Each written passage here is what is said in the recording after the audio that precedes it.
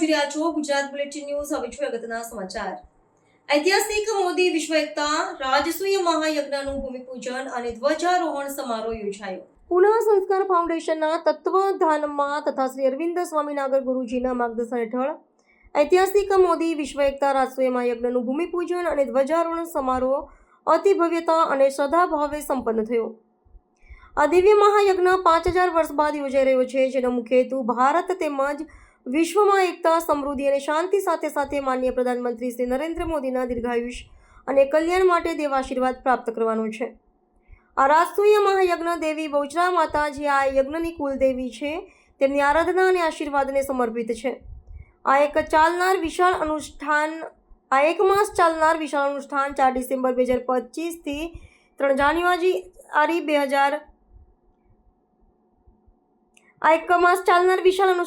December 2025 થી 3 જાન્યુઆરી 2026 સુધી અમદાવાદના ખોડલધામ ગ્રાઉન્ડ નિકોલ ખાતે યોજાશે. આ ઐતિહાસિક કાર્યક્રમની વિશેષતા એ છે કે તેમાં સમગ્ર ભારતમાંથી કિન્નર સમાજ ઉપસ્થિત રહેશે અને તેમના દ્વારા જ આ યજ્ઞનું આયોજન કરવામાં આવશે.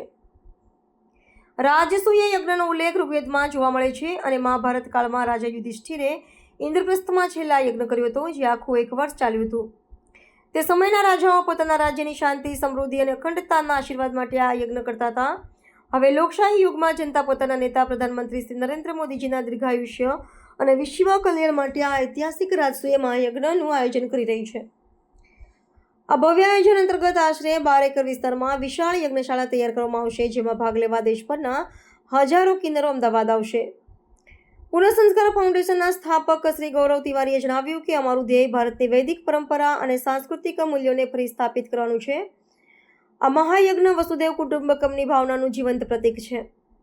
કિન્નર સમાજની ભાગીદારી દર્શાવે છે કે ભારતની આત્મા સમાનતા, એકતા અને સર્વસમાવેશમાં વસે છે. આ યજ્ઞ દ્વારા વિશ્વમાં પ્રેમ, શાંતિ અને સૌહાર્દનો સંદેશ ફેલાવવા અમારું લક્ષ્ય છે.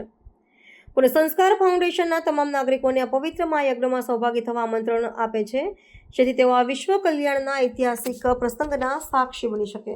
मेरा नाम अरविंद मोहन नागर है और मैं गुजरात की ही भूमि से हूँ. हमारे पूर्वज यहीं से रहे, जूनागढ़ और वडनगर से. नागर ब्राह्मणों को गुजरात में परिचय देने की आवश्यकता नहीं होती है. नरसिंह मेहता बहुत बड़ा उदाहरण है. बताइए. खास करके राष्ट्रीय महायज्ञ होने जाने वाला है, किस तरीके का पूरा आयोजन रहेगा और कितने समय चलेगा? ये राष्ट्रीय महायज्ञ हजारों वर्षों के बाद होने जा रहा है निकोल की भूमि पर. और भगवान राम और युधिष्ठिर जी के बाद में ऐसा कहा जाता है कि इतना बड़ा अनुष्ठान ये पहली बार होगा. इसमें देश के राजा के लिए ही यज्ञ होता है, सिर्फ राजा के लिए प्रजा करती है. संजीव मेहता, राष्ट्रीय महायज्ञ स्वागत समिति अध्यक्ष. कई રીતનું આયોજન થશે અને કોણ કોણ હાજર રહેશે? 5000 વર્ષ પછી આ એક એવી ઐતિહાસિક ઘટના છે કે એક આહુતિ મોદી કે નામ ખોડલધામ નિકોલ ખાતે ખોડલધામના જબરજસ્ત સહયોગ અને અમદાવાદ મ્યુનિસિપલ કોર્પોરેશન અને એના મેયર શ્રીમતી પ્રતિભા જૈન અને ગુજકોમા સેલના વાઇસ ચેરમેન શ્રી બિપિનભાઈ ગોતાના સક્રિય સહયોગથી આ રાષ્ટ્રીય મહાયજ્ઞનું આજે ખાતમુહૂર્ત અહીં કરવા જઈ રહ્યા છે. આ મહાયજ્ઞ વડાપ્રધાન નરેન્દ્ર મોદી કે જેમણે સનાતન ધર્મની ધજા સમગ્ર વિશ્વમાં ભારત વર્ષનું નામ ઊંચું કરીને આપણને સૌને ગૌરવ બખ્શ્યું છે, એ અજય રહે, દીર્ઘાયુ બને અને પુનઃ વડાપ્રધાન પદે સ્થાપિત રહે, તેના માટે રાષ્ટ્રીય મહાયજ્ઞ કિન્નર, નર અને નારી અને સંતો મહંતો દ્વારા થઈ રહ્યું છે અને એમાં ભારતભરના સંતો મહંતો આમાં સામેલ થવાના છે. રાજકીય અગ્રણીઓ અને સામાજિક કાર્યકરો પણ આમાં સામેલ થવાના છે. વિશેષ પ્રતિભાઓ, ઇન્ડસ્ટ્રીયાલિસ્ટો, ઉદ્યોગપતિઓ અને વિશેષ એવોર્ડ લેનાર મહાનુભાવો પણ આમાં ઉપસ્થિત રહેનાર છે.